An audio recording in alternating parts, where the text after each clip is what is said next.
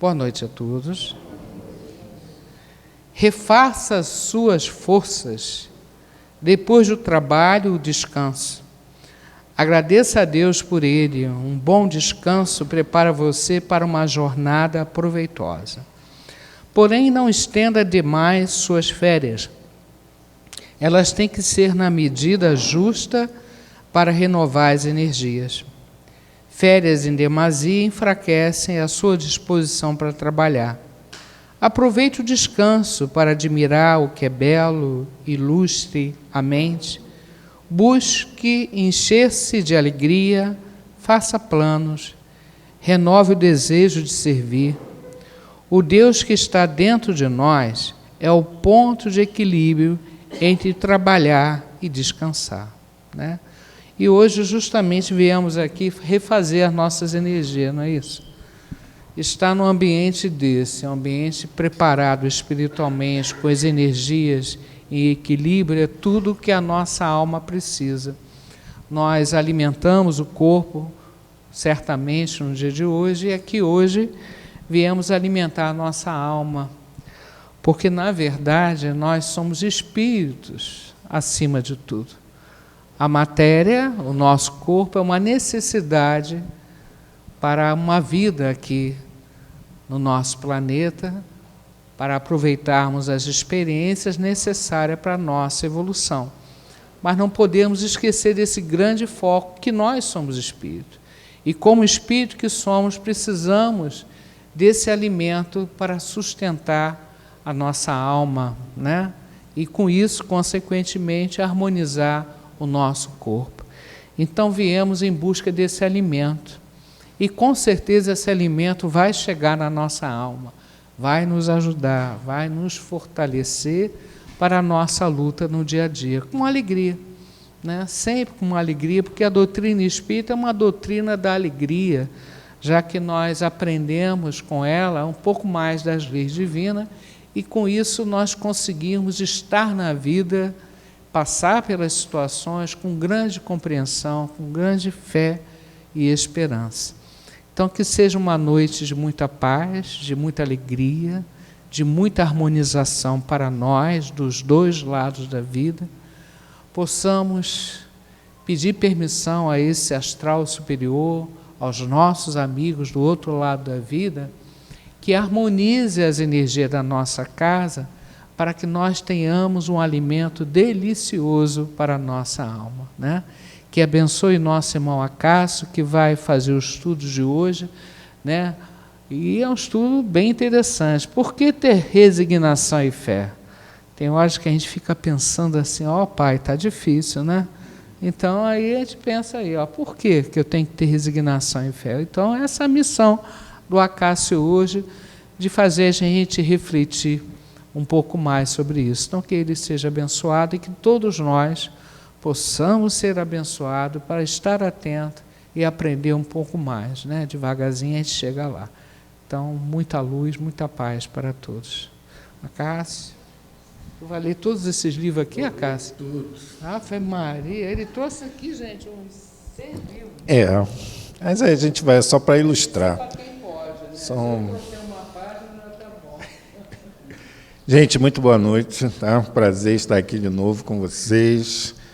E peço a Deus e aos mentores da casa que nos ajude a fazer isso que a Solange falou. Na verdade, eu só vou complementar o que a Solange já falou um pouco aqui. Por quê, né? E a gente começa sempre com uma reflexão. Hoje eu trago desse livro, Terapêutica de Emergência, psicografia de Valdo Franco, vários espíritos. E, numa página que fala sobre as considerações da fé, a fé em breves considerações, é a lição 45,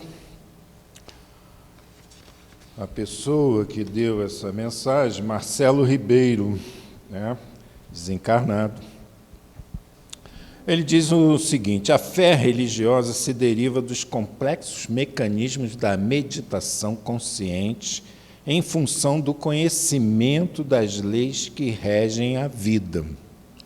é dos mais altos atributos que o espírito conquista no empreendimento superior da existência terrena. Então, o Marcelo já começa a dizer para a gente que a fé tem essa característica. Ela surge desse complexo mecanismo de meditação consciente em função dos conhecimentos das leis da vida. A Solange acabou de falar isso. Então, o que a gente vai ver é essas leis que vocês já devem estar com conhecimento, a gente só vai recordar o que... Deixa eu ver, está ligado? Não. Tem pilha? Tem pilha. Aí, se não tiver, a gente passa aqui no dedo. Tá? O que a doutrina espírita ensina basicamente sobre a vida, né? Para que a gente comece a refletir e a gente possa, né, meditando sobre isso, começar a fazer esse caminho, que é complexo, de instalação da fé. Em primeiro lugar, a fé vem do latim, na nossa língua, vem do latim fides, fidelis, que é basicamente confiança, ok? Confiança, mais do que crença. Tem também o significado de crença, mas é essencialmente confiança. Então, ter fé é ter confiança, não é simplesmente acreditar. Acreditar é o primeiro passo. Ah, eu acredito em Deus, mas eu tenho confiança que Deus está no comando de tudo, ou eu me desespero, ou eu fico nervoso, ou eu fico ansioso porque as coisas não estão andando como eu acho que deveriam. Então, esse é o primeiro momento. Mas a doutrina nos ensina basicamente, começando aí, os desafios da vida não são punições arbitrárias. Ou seja, qualquer problema, qualquer situação mais difícil que a gente esteja passando, elas acontecem por uma razão, ok? Não é punição que não tenha causa, né? E essas dificuldades, esses problemas que a gente passa na vida, elas são necessárias para que a gente evolua, para que a gente aprenda, para que a gente possa evoluir e ter uma vida mais feliz. Então, se a gente começar a entender isso, a gente já muda a visão. A gente tem que trazer para a nossa vida esse entendimento. Qualquer dificuldade me faz a seguinte pergunta: o que eu tenho que aprender com essa situação? Ok? Qualquer dificuldade, porque tudo tem uma causa. E a causa está onde? Em nós mesmos, né? Porque as leis de Deus são de justiça, amor e misericórdia. Sempre vai ter isso. Quem participa de reunião mediúnica vai ver que quando a pessoa chega, ela está perseguindo alguém, porque esse alguém fez um mal para ela ou para a família, ela está. Aí a gente acalma a pessoa, aí depois a equipe espiritual faz ela ver o que está na origem disso tudo. Aí ela geralmente vê que o que ela fez para essa outra pessoa ou para outras pessoas foi algo muito maior. Que aquela situação que ela viveu naquela época com aquelas outras pessoas corresponde a mais ou menos 10% do que ela já praticou. Quando a gente começa a entender essa justiça, amor e caridade que estão na base das leis de Deus, a gente vai modificando a nossa visão do que é a vida e como a gente se porta.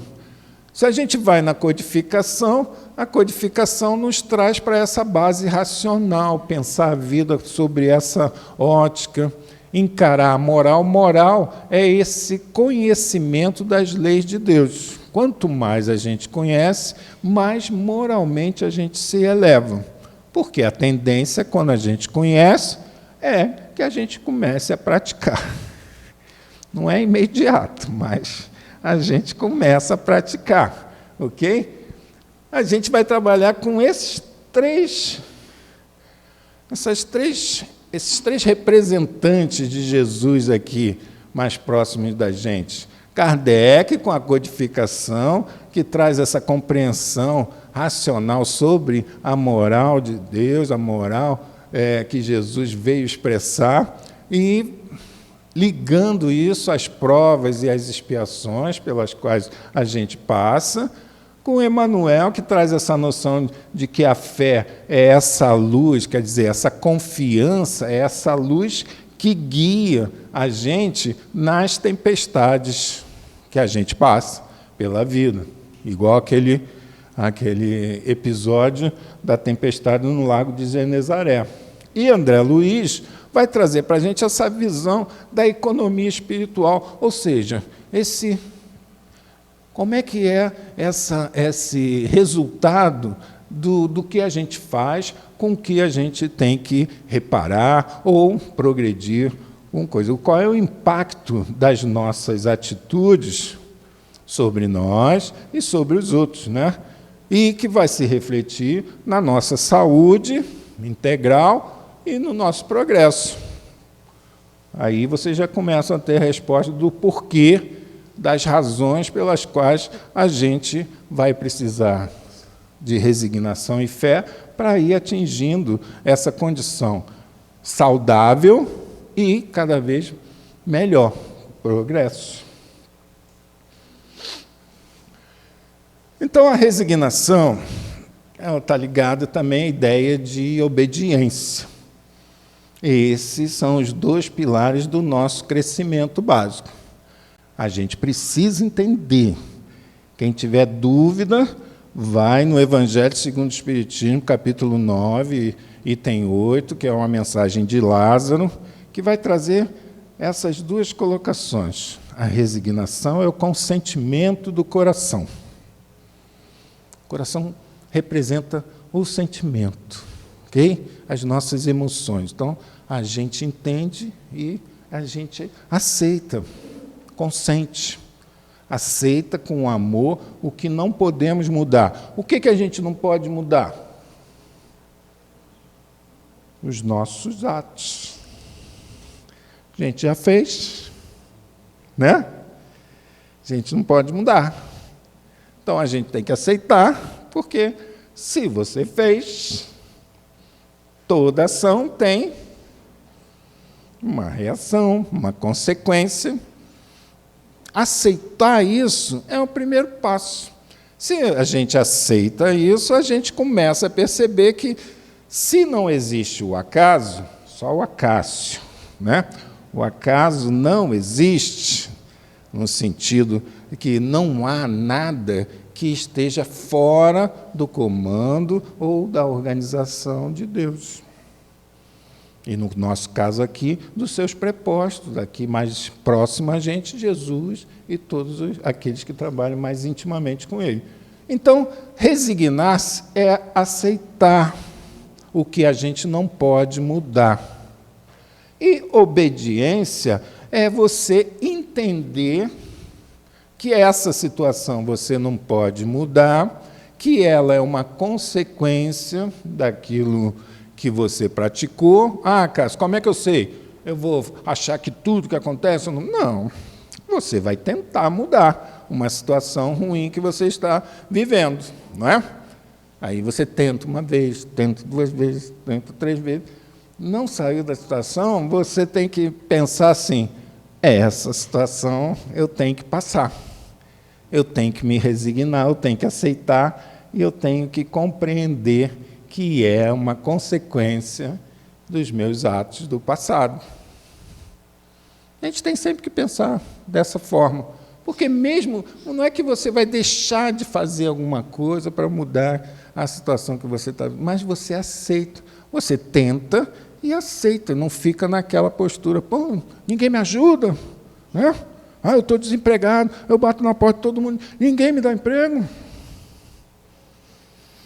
Aí você começa a entender que você tem que passar por esse período para, de repente, treinar a humildade, a paciência, a tolerância, a persistência, por aí vai. Então, uma faz parte do sentimento, a outra faz parte do entendimento, da compreensão e da razão. Então, aqui, na nossa casa, no Espiritismo, estabelece essa distinção essencial do sofrimento. Por que se sofre?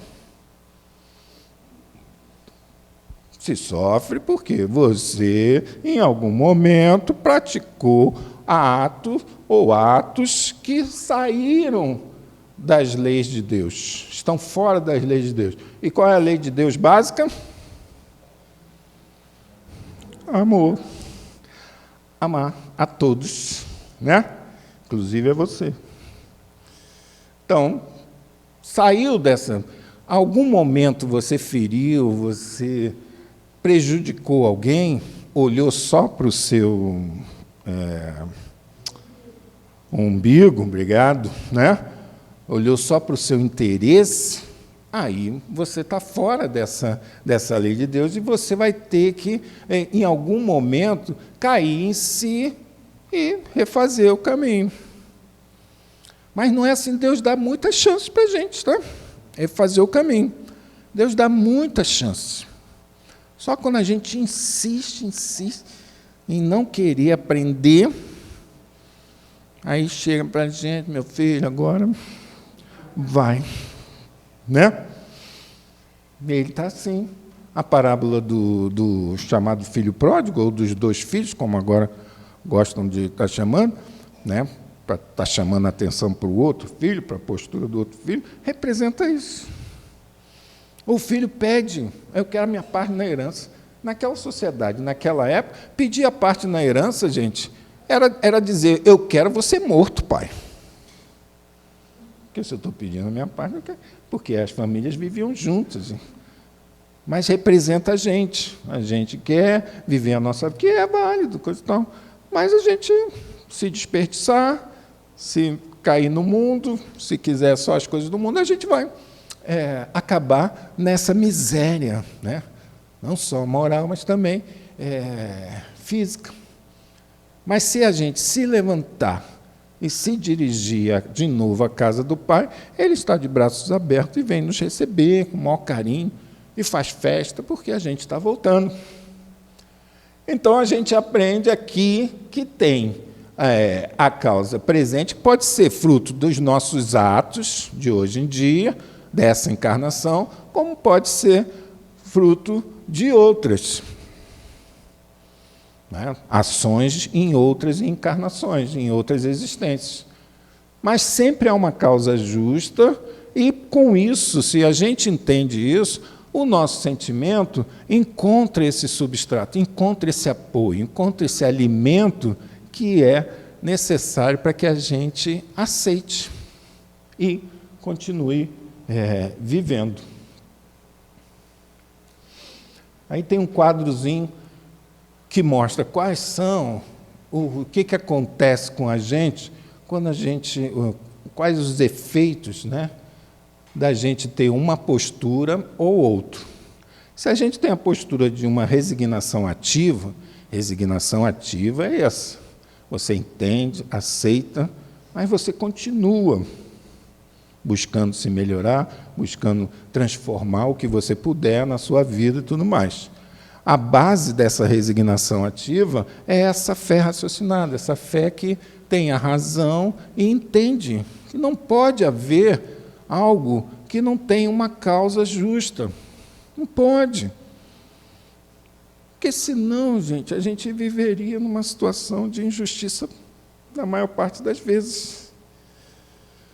Por que lá na Venezuela teve aquele terremoto, tanta gente desencarnando, tanta gente ficando sem casa, e outros lugares estão comemorando as vitórias dos times, das seleções, tranquilamente, né?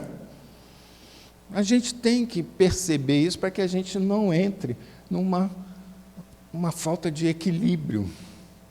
Se a gente tem essa resignação ativa, baseada nesses conhecimentos, nessa aceitação íntima, porque a gente conhece as razões, né? Faz uma ideia, a gente tem equilíbrio.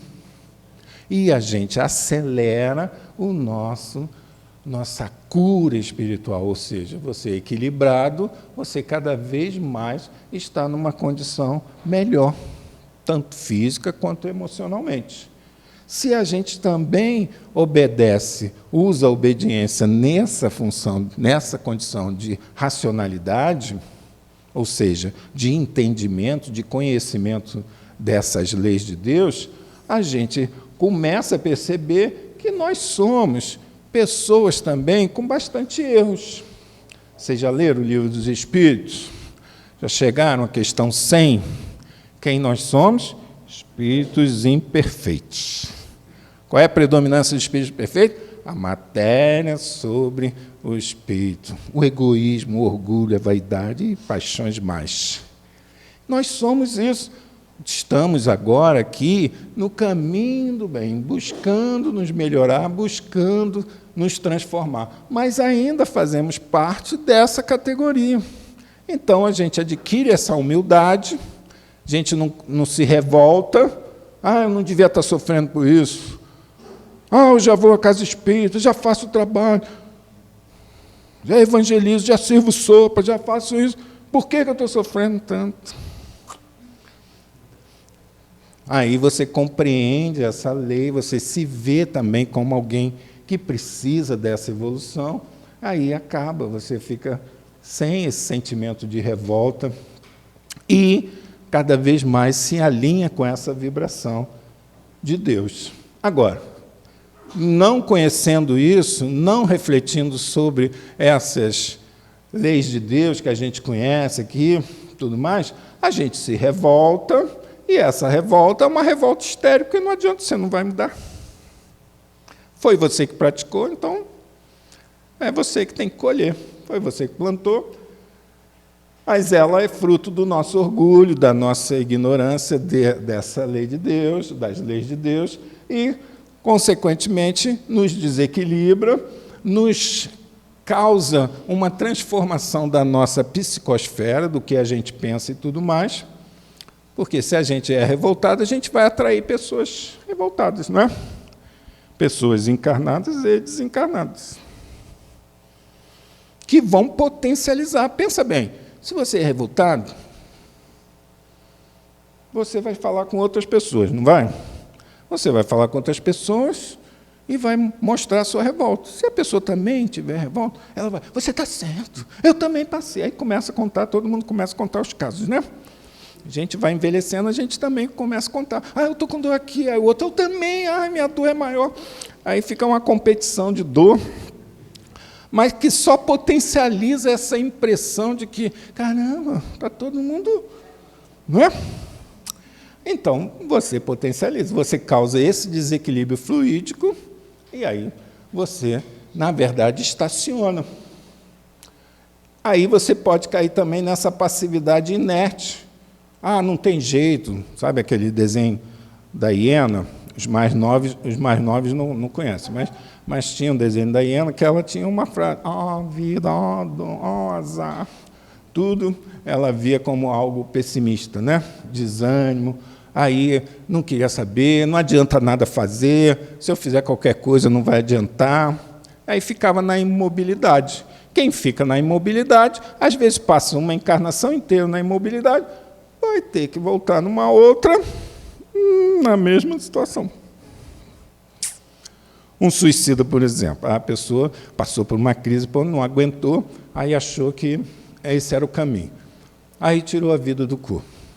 Ela, na encarnação seguinte, ela vai passar por problemas que vão testar ela novamente, para que ela possa resistir.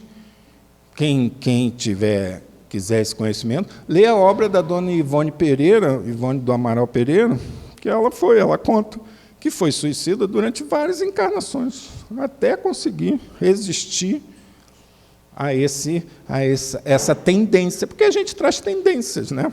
O que a gente faz, os hábitos que a gente vai construindo, a gente traz conosco essas tendências. Então, você fatalmente vai cair numa situação análoga e vai ter que resistir, vai ter que ter mais força. E a gente pode cair também nessa indiferença, que é fruto do egoísmo.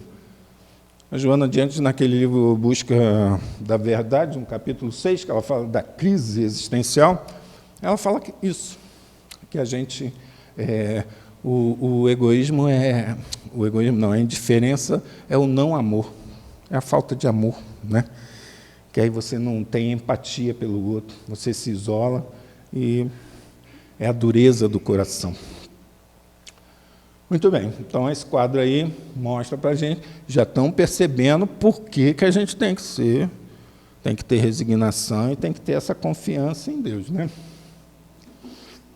Aí a gente vai para o Emmanuel. Emmanuel comenta essa frase de Jesus, que está lá no Evangelho de Lucas, capítulo 8, versículo 25, na mensagem que está aqui no livro O Caminho, Verdade e Vida, que faz parte daquela coleção Fonte Viva. É o episódio da tempestade. Então, ele diz assim, a interrogação de Jesus indica claramente a necessidade de manutenção da confiança. Percebam? Quando eu falo que fé é confiança, não sou eu, Emmanuel está dizendo. Mas quando tudo parece obscuro e perdido, em tais circunstâncias surge a ocasião da fé, dessa confiança em Deus, no apoio, na assistência que todos nós temos, tá? No tempo que lhe é próprio. E a fé, essa confiança, não exclui os obstáculos, tá? Ele, no final da mensagem, diz assim: e outros obstáculos sobrevirão, até que o discípulo aprenda a dominar-se, a educar-se e a vencer serenamente com as lições recebidas. Então, a gente está nesse caminho, que a gente precisa ir treinando sempre. Então, a fé nessa concepção que a doutrina espírita traz, é essa fé que não é apenas credulidade. Acredito em Deus. Então a gente está salvo. A fé é essa certeza inabalável que se manifesta em todos os momentos, sejam eles bons, na bonança, ou nos momentos não tão bons, na obscuridade. Funciona como um radar espiritual. Essa confiança é um radar. Se você tem confiança, você faz aquela coisa sabendo que está assistido. Nunca falta assistência para nenhum de nós, gente. Então, vai nos permitir, essa confiança, enxergar o porto seguro. No episódio da tempestade, os discípulos se apavoram. Vamos sucumbir. Aí um diz, e Jesus dormindo? Né? Aí, até que ele levanta e fala. E André Luiz, no capítulo 15 do livro No Mundo Maior, ele vai abordar uma fala de Eusébio. Eusébio é um emissário divino que está fazendo ele já chega mais que no meio da palestra. Ele e Calderaro, que nesse livro é o mentor, é o instrutor. Então ele chega e vê ele fala assim, algumas poucas centenas de encarnados e muito mais desencarnados que estão ali para assistir. Então tem um grupo imenso de desencarnados que nos pega à noite, e a gente não tem muita mobilidade, e leva para uma palestra como essa, por exemplo, para a gente entender. Ele está falando, entre outras coisas, da fé. E vai...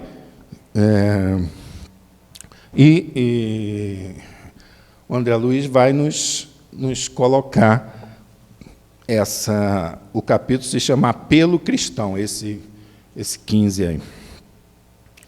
E vai nos colocar assim, Calderaro primeiro fala para ele, importa compreender que a proteção divina desconhece privilégios. porque ele vê pessoas de todos os cultos, católico, protestantes, né? Lá.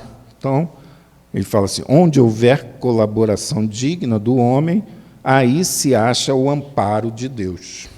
Então, se colocou nessa postura de estar direcionado para Deus, de trabalhar em nome de Deus, a assistência está do nosso lado.